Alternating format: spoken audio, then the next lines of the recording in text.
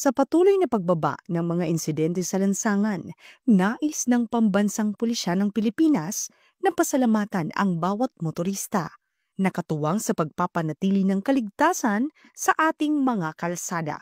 Ngunit hindi pa dito nagtatapos ang ating laban para sa hashtag Ligtas na Biyahe. Narito ang mga paalala upang masigurong tuloy-tuloy ang ligtas at maayos na paglalakbay. Laging magsuot ng seatbelt kapag nagmamaneho ng kotse at helmet naman sa mga nagmumotor. Iwasan ang paggamit ng cellphone habang nagmamaneho. Huwag magmaneho kapag pagod o nakainom. Sundin ang speed limit at mga batas trapiko. Panatilihing maayos ang kondisyon ng sasakyan.